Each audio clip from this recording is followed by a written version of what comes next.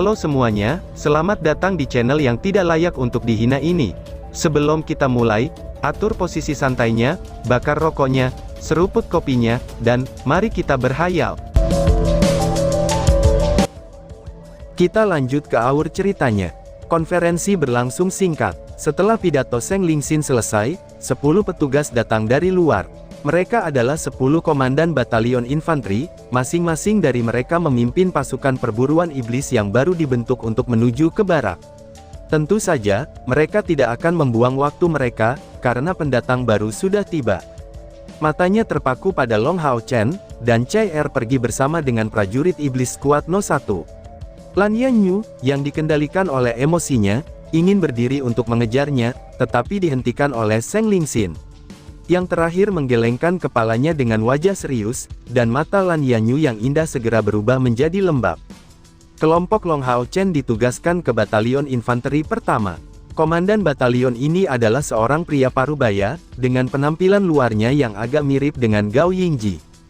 Kalian semua berada di antara elit aliansi. Aku merasa sangat tersanjung dengan kenyataan, bahwa kamu telah tiba, meskipun hanya sementara bergabung dengan batalion aku. Aku adalah komandan batalion dari batalion pertama, Zhang Hairong, ucap Zhang Hairong. Keluar dari ruang konferensi, komandan batalion pertama ini secara serentak membawa rombongan itu ke baraknya, sambil memperkenalkan diri. Tanggung jawab interaksi sosial secara alami jatuh ke Long Hao Chen. Samar-samar tertawa dan berkata, "Komandan batalion Zhang, kamu terlalu rendah hati. Para prajurit kota pengusir iblis semua adalah pahlawan yang menjaga bangsa, dan lebih akuratnya untuk mengatakan, bahwa itu adalah kehormatan kami untuk dapat memasuki batalion 1. Mulai sekarang dan seterusnya, kami akan menjadi sekelompok tentara di bawah komando kamu. Sebagai perwakilan dari pasukan pemburu iblis nomor 1, aku jamin, bahwa meskipun kami bukan tentara, kami akan mematuhi dengan ketat setiap perintah kamu, ucap Long Hao Chen." Mendengar pernyataan Long Hao Chen, Zhang Hairong merasa nyaman di dalam hatinya. Dia benar-benar tidak pernah berharap, bahwa pemuda berusia 10 tahun atau lebih ini akan benar-benar bertindak dengan cara yang sesuai. Regu pemburu iblis adalah sesuatu yang setiap prajurit dari Temple Alliance rindukan untuk menjadi bagian darinya, tetapi Zhang Hairong tidak terlalu tertarik untuk menambahkan secara sementara satu dari mereka ke dalam pasukannya.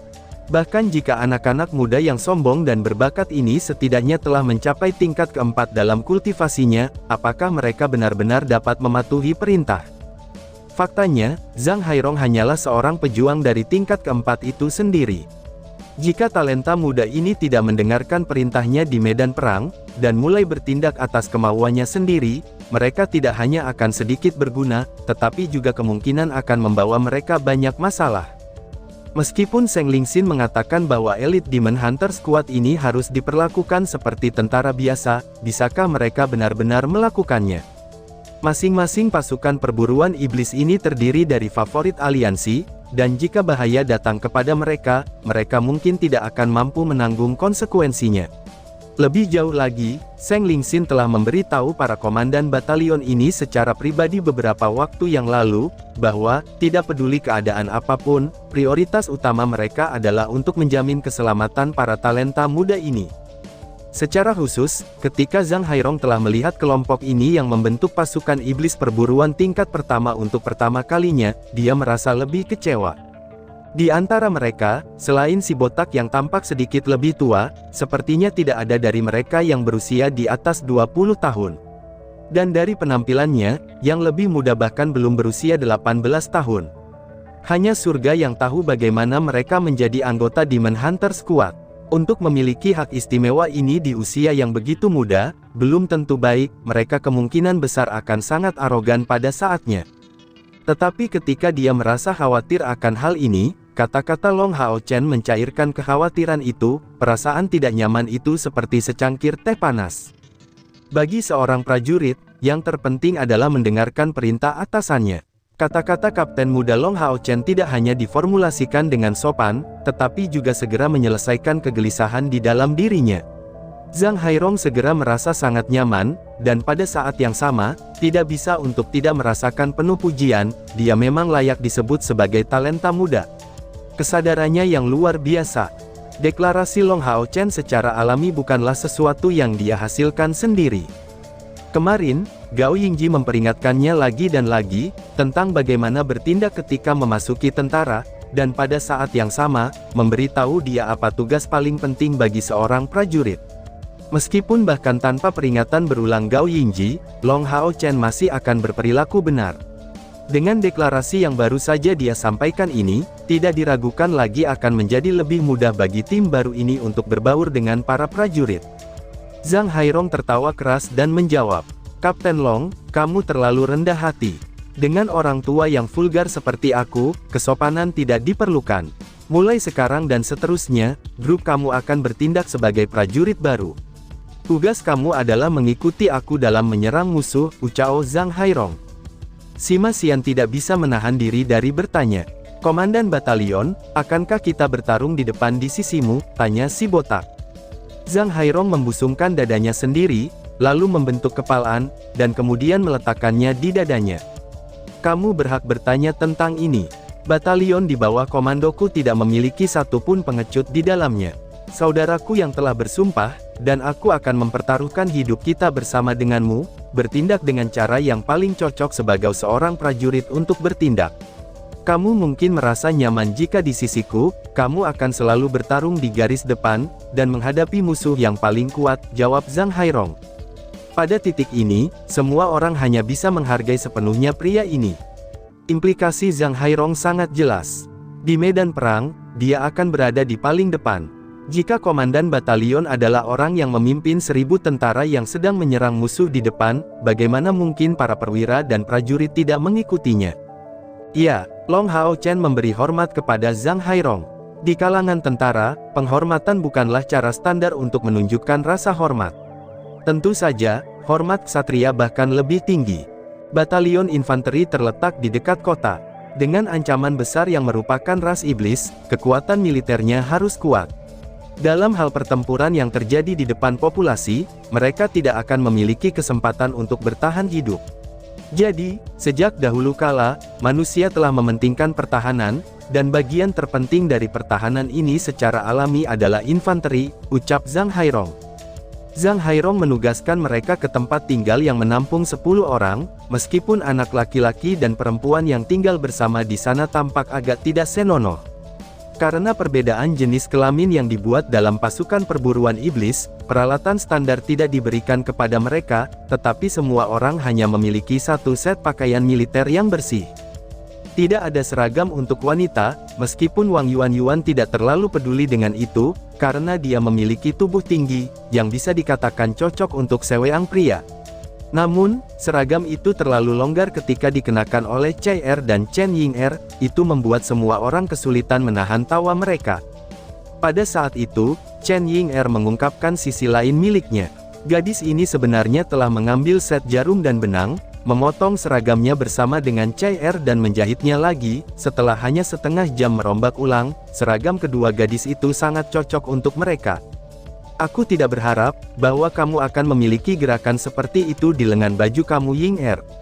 Tidak mengherankan bahwa Yang Wenzhao begitu sadar dengan kamu, ucap Lin Xin dengan sedikit terkejut. Chen Ying'er menyatakan dengan bangga. Sekarang saatnya kisah wanita ini dengan dirinya berakhir. Jangan kaitkan aku lagi dengan Yang Wenzhao, aku tidak ingin mendengar namanya, balas si Loli. Lin Xin terkekeh dan berkata pada gilirannya, baiklah, aku tidak menggali lebih jauh dalam masalah ini. Ayo, ini saatnya makan obat, ucap Lin Xin. Seperti yang dia katakan, beberapa botol porselen muncul di tangannya, sebenarnya ada 2 botol per orang. Sima Xian memberinya acungan jempol, kakak punya obat, itu benar-benar tidak berlebihan, dan ini memang cukup mengesankan, ucap si botak memuji. Lin Xin tertawa terbahak-bahak dan menyatakan, dalam botol berwarna putih adalah pil pengisian spiritual, pil itu dinamai oleh Kapten. Dalam botol berwarna kuning adalah pil energi. Pil pengisian spiritual akan memulihkan 200 energi spiritual dalam waktu singkat, mungkin sekitar 5 hingga 10 detik. Kecepatan pengisian ulang setiap orang tidak sama, jadi hitung sendiri saat pertama kali kamu mengambilnya. Sedangkan untuk pil energi, itu dapat meningkatkan energi spiritual eksternal kamu hingga 500 unit, dan itu akan bertahan selama 20 tarikan napas. Setelah aku memperbaiki yang ini, efeknya sekarang bahkan lebih baik. Yang memalukan adalah, bahwa aku tidak memiliki bahan untuk pil peledak spiritual. Jika tidak, aku akan membuat lebih banyak dari hal-hal itu untuk kamu, ucap Lin Xin. Long Hao Chen mengatakan kepadanya, kamu sudah memberi aku beberapa pil peledak spiritual terakhir kali, sehingga itu tidak perlu bagi aku. Aku masih memiliki 10 dari mereka, mari kita bagi ke semua orang. Dengan bagian yang sama, peluang kita untuk bertahan hidup akan sedikit lebih baik, ucap Long Hao Chen. Namun kali ini, Lin Xin telah mengosongkan banyak tabungannya yang diperoleh dengan susah payah. Ada total 30 pil pengisian spiritual, dan yang disebut pil energi. Lebih lanjut menambahkan pil peledak spiritual yang Long Hao Chen gunakan saat berpisah dengan rekan satu timnya, pasukan perburuan iblis yang baru dibentuk tidak mungkin dapat dibandingkan dengan mereka dalam hal kualitas item tambahan. Han Yu terkekeh. Siapa bilang tidak punya pendeta, kita tidak dapat melakukannya. Kegunaan seorang alkemis seperti Brother Lin bahkan lebih besar daripada milik seorang priest, ucap Han Yu. Lin Xin meringis. Kakak punya obat. Frasa tangkapan aku ini tentu saja bukan kata-kata kosong. Saudaraku Han, aku mengandalkanmu untuk menjaga punggungku. Jangan biarkan musuh datang dari belakang dan menghancurkan krisan aku ya, balas Lin Xin. Wang Yuan membuka kedua matanya lebar-lebar. Kakaknya obat-obatan, kata-katamu sangat beradab, ucap Wang Yuan. Lin Xin berdiri dan meregangkan tubuhnya, aku pergi untuk mencuci wajah tampan aku, setiap kali aku harus pergi mencari seseorang untuk memuji, aku hanya harus melihatnya ke cermin, ucap Lin Xin. Benar-benar tak tahu malu, ucap Wang Yuan. Wang Yuan merasa benar-benar tidak terhibur dengan kata-katanya. Tempat tinggal sangat umum untuk dibangun, ada 10 tempat tidur dan lemari yang sangat sederhana di samping masing-masing. Tanpa ragu, laki-laki harus pergi ke satu sisi, dan perempuan ke sisi yang lain. Meskipun Wang Yuan dan Chen Ying tidak puas berbagi kamar, mereka harus dengan tenang menanggungnya, karena itu hanya akan berlangsung selama 3 bulan. Sambil dengan rapi memesan tempat tidur mereka sendiri, semua orang harus melihat pemandangan yang menakjubkan. Chai meletakkan tongkat bambu di celah kecil di sisi tempat tidurnya, dan mendorong tempat tidurnya ke sisi tempat tidur Long Hao Chen. Meskipun dia buta, kedua ranjang itu disatukan dengan rapi. Melakukan itu tepat di depan begitu banyak orang, itu terlalu berani, ucap si botak. Jangankan yang lain, meskipun Long Hao Chen sangat mencintai Chai, dia masih bisa merasa malu dalam situasi seperti itu, tidak tahu bagaimana dia harus bertindak dalam saat-saat seperti ini. Sima Xian memandang Han Yu di sisi lain, dan berkata dengan suara rendah. Tidak mungkin, jangan bilang kapten dan wakil kapten akan melakukannya di depan umum malam ini, ucap si botak. Chai menyentuh tempat tidurnya yang telah dia gabungkan bersama, dan setelah berpikir dalam waktu yang singkat, dia mulai berjalan di depan tempat tidur lain. Dengan ayunan tongkat bambunya, kilatan tajam dan tempat tidur kayu langsung berubah menjadi beberapa papan kayu. Dengan sapuan tongkatnya, papan kayu ini bergabung dengan tempat tidur mereka sendiri.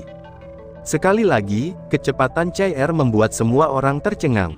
Yang bisa mereka lihat hanyalah kilatan dan bayangan di depan papan-papan kayu itu, yang secara mengejutkan jatuh di sisi tempat tidur mereka, dan melingkari kedua tempat tidur mereka yang telah disatukan. Meskipun lantai ruang tamu tidak terlalu sulit untuk menghasilkan papan dengan panjang 2 meter, dan 2/3 meter dari itu hanya dapat dikatakan sangat menakjubkan. Selanjutnya, itu dipotong sangat rapi seperti karya seni yang berasal dari pengerjaan murni. Baginya untuk mencapai prestasi seperti itu tanpa menggunakan matanya, seberapa besar persepsinya. Tempat tidur yang ada di sebelah tempat tidur yang dihancurkan oleh Chai sekarang sedang dibawa olehnya. Setelah mengerti apa yang dia rencanakan, Long Hao Chen berkata dengan tergesa-gesa, biarkan aku membantu kamu, ucap Long Hao Chen. Chai menggelengkan kepalanya dan berkata, aku bisa menangani ini sendiri, jawab Chai dan tiba-tiba saja bersambung. Sekian dan terima kasih banyak.